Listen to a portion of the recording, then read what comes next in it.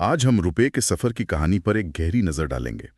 एक ऐसे सिक्के की कहानी जो कभी घर की तिजोरी में बंद था और आज दुनिया के सबसे बड़े 24 घंटे चलने वाले बाजार में खुलकर ट्रेड होता है। हम बात कर रहे हैं फॉरेन एक्सचेंज मार्केट की, जिसे फॉरेक्स या एफएक्स मार्केट भी कहते हैं। और ये कहानी बहुत दिलचस्प है। इसमें कानून है, जासूसी जैसी सख्ती का एक दौर है, और आज के दौर में बैंकों के बीच का एक ऐसा नेटवर्क है जो ग्लोबल फाइनेंस की रीढ़ है। हम भारत के सफर को समझेंगे, एक ऐसे समय से जब विदेशी मुद्रा रखना भी मतलब गुनाह माना जाता था, से लेकर आज के खुले माहौल तक। बिल्कुल। और इस सफर में हम कुछ कुछ बहुत जरूरी कॉन्सेप्ट्स को भी आसान बनाएंगे, जैसे ये नॉस्ट्रो, वॉस्ट्रो और लोरो अकाउंट्स क्या बला हैं, जिनके बिना इंटरनेशनल ट्रेड हो ही नहीं सकता। तो चलिए कहानी के पहले पन्ने से शुरू करते हैं। एक ऐसे दौर से जब भारत में डॉलर या पाउंड रखना एक बहुत बड़ी बात हुआ करती थी। उस दौर का नाम था फेरा। फैरा यानी फॉरेन एक्सचेंज रेगुलेशन एक्ट। इसे समझने के लिए हमें उस समय के भारत को समझना होगा। ये 1947 और फिर 1973 की बात है। भारत एक युवा देश था, हमारी अर्थव्यवस्था बंद थी, हमारे पास विदेशी मुद्रा का भंडार यानी फॉरेक्स रिजर्व्स बहुत ही कम था। मतलब हमारे पास डॉलर, पाउंड ये सब बहुत सीमित मात्रा में थे। ऐसा क्यों था? क्योंकि हम एक्सपोर्ट्स ज्यादा नहीं करते थे, हमारी कंपनियां दुनिया में ज्यादा सामान नहीं बेच पाती थीं। लेकिन हमें अपनी जरूरतें पूरी करने के लिए बहुत कुछ इंपोर्ट करना पड़ता था, खासकर कच्चा तेल।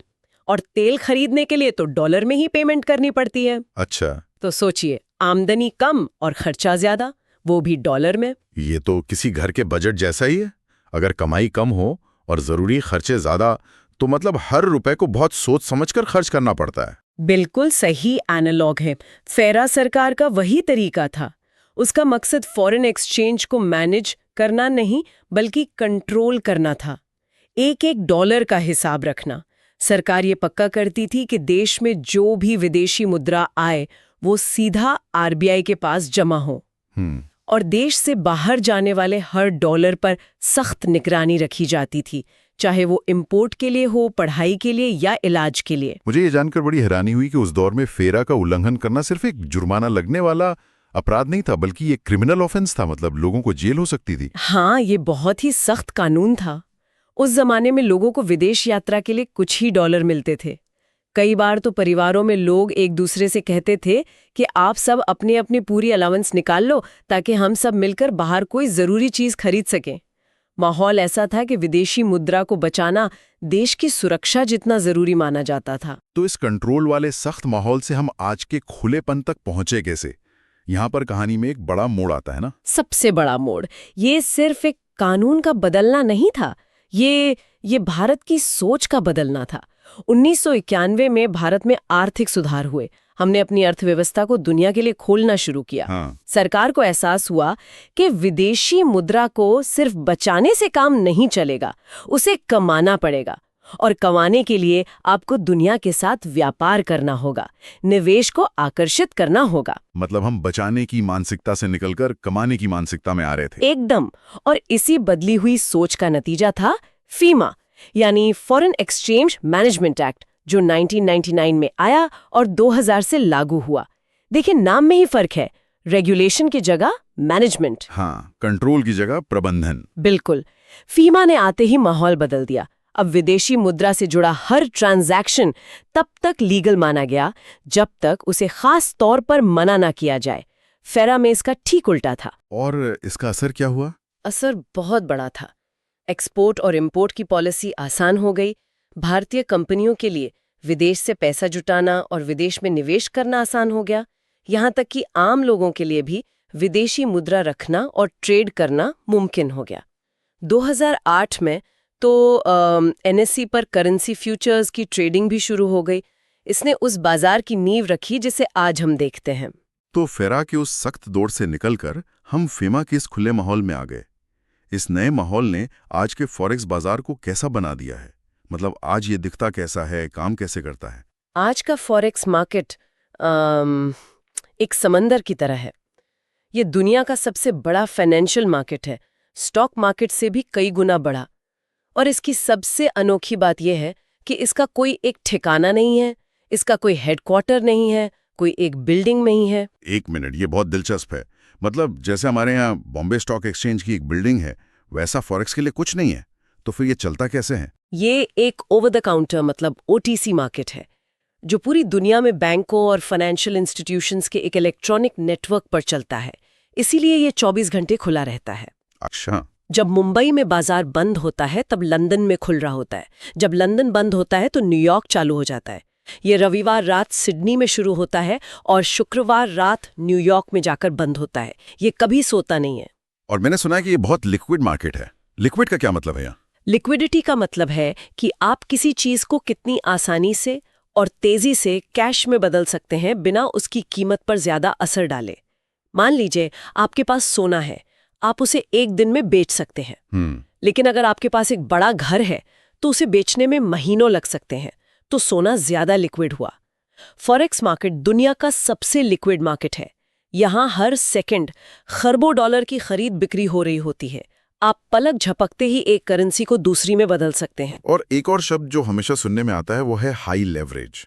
सुनने में तो बहुत अच्छा लगता है कि निवेशक अपने पैसे को कई गुना तक मल्टीप्लाई कर सकता है। हाँ, ये सुनने में बहुत आकर्षक लगता है।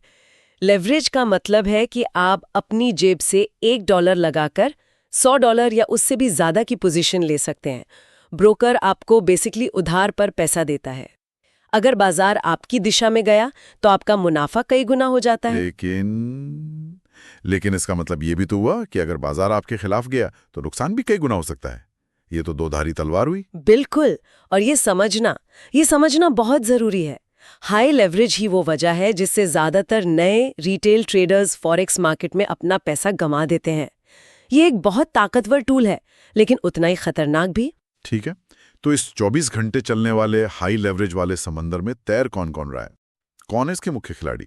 सबसे बड़े खिलाड़ी तो हैं कमर्शियल बैंक्स और सेंट्रल बैंक, जैसे हमारा RBI।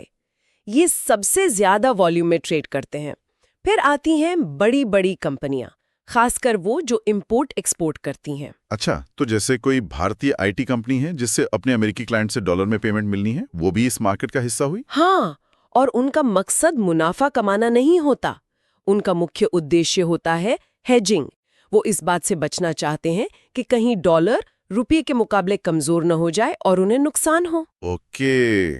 तो वो आज ही एक फॉरवर्ड कॉन्ट्रैक्ट करके भविष्य के लिए अपना रेट लॉक कर लेते हैं। ये अपने आप को नुकसान के खतरे से बचाने जैसा है, जैसे बारिश की आशंका में छाता खरीद लेना। और हमारे जैसे आम लोग यानी रिटेल ट्रेडर्स भी तो हैं। हमारा मकसद तो सीधे सीधे सट्टा लगाना यानी स्पेक्यूलेशन होता है ना। हम उम्मीद करते हैं कि करेंसी ऊपर या नीचे जाएगी और हम उससे पैसा कमाएंगे। बिल्कुल। तो मोटे तौर पर 4 मुख्य उद्देश्य होते हैं। हेजिंग यानी खतरे से बचाव, स्पेक्यूलेशन यानी मुनाफे के लिए सट्टा, ट्रेडिंग जो छोटी अवधि की खरीद बिक्री है, और इन्वेस्टमेंट लंबी अवधि के लिए। हर खिलाड़ी अपने मकसद के हिसाब से इस बाजार में उतरता है। ठीक है, तो ये सब खरीद बिक्री, ये लेन देन असल में होता कैसे है?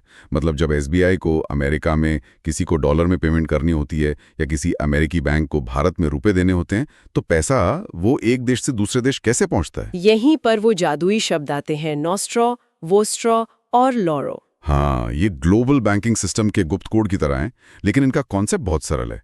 ये तीनों लैटिन भाषा के शब्द हैं। इन्हें एक उदाहरण से समझते हैं तो ये हमेशा के लिए याद हो जाएंगे। चलिए कोशिश करते हैं। मान लीजिए भारत के स्टेट बैंक ऑफ इंडिया यानी SBI को अमेरिका में डॉलर में बहुत सारे लेन देन करने पड़ते हैं। अब SBI हर बार तो रुपए को डॉलर में नहीं बदलवाएगा, तो वो क्या करता है, अमेरिका के एक बड़े बैंक मान लीजिए सिटी बैंक में अपना एक डॉलर अकाउंट खोल लेता है। अब SBI की किताबों में सिटी बैंक में रखा ये अकाउंट नॉस्ट्रो अकाउंट कहलाएगा। नॉस्ट्रो का मतलब है हमारा, आर्स।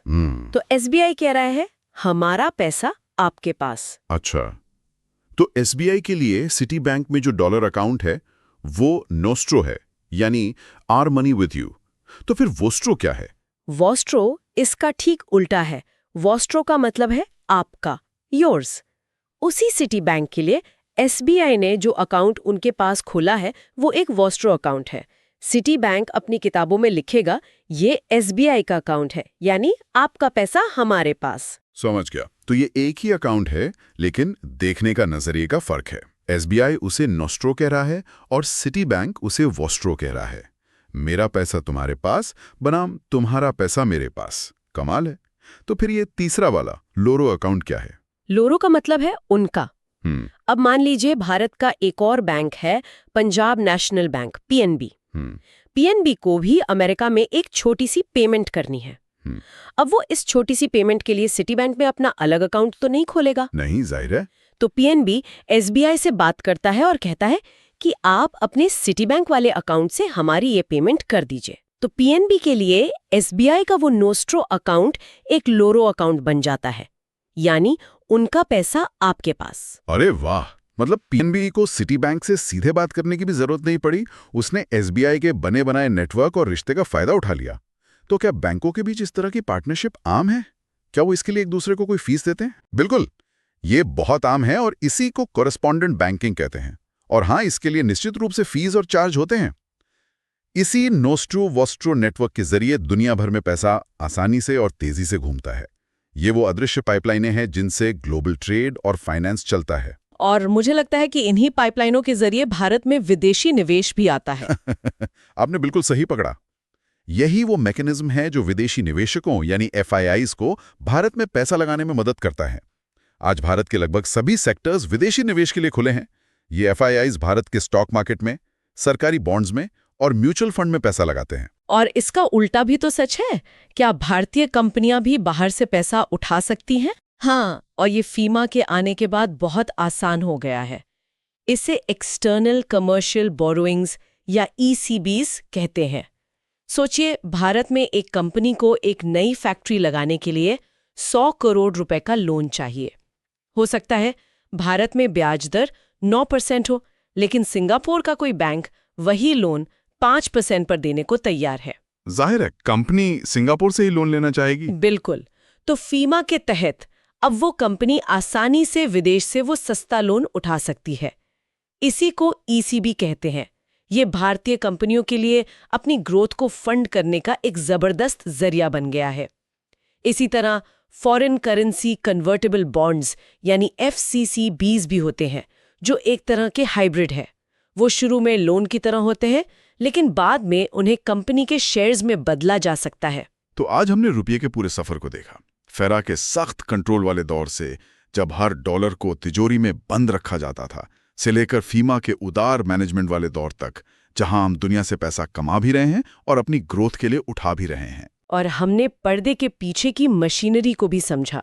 ये 24 घंटे चलने वाला बाजार, इसके अलग अलग खिलाड़ी और सबसे जरूरी वो नॉस्ट्रो, वॉस्ट्रो और लोरो अकाउंट्स का अदृश्य नेटवर्क जो इस पूरी ग्लोबल मशीन को चलाता है। ये सब दिखाता है कि ग्लोबल फाइनेंस एक दूसरे से कितनी गहराई से जुड़ा हुआ है। हर एक डॉलर या रुपए के इंटरनेशनल ट्रांजैक्शन के पीछे बैंकों का यही जटिल और शानदार नेटवर्क काम कर रहा होता है। जाते जाते एक सवाल सोचने के लिए छोड़ जाते हैं। आज हम सब क्रिप्टो करेंसी और ब्लॉकचेन टेक्नोलॉजी की बातें कर रहे हैं, जो बिचौलियों को हटाने का वादा करती हैं। तो क्या भविष्य में भी बैंकों के बीच लेन देन के लिए नॉस्ट्रो और वॉस्ट्रो जैसे अकाउंट्स की ज़रूरत इसी तरह बनी रहेगी, या टेक्नोलॉजी इन्हें किसी नए, ज़्यादा तेज़ और सस्ते तरीके से पूरी तरह बदल देगी? ये एक बहुत बड़ा सवाल है, और शायद रुपए के सफ़र की कहानी का अगला अध्याय इसी सवाल के जवाब में लिखा जाएगा। इसी विचार के साथ आज की ये गहरी पड़ताल यहीं समाप्त करते हैं।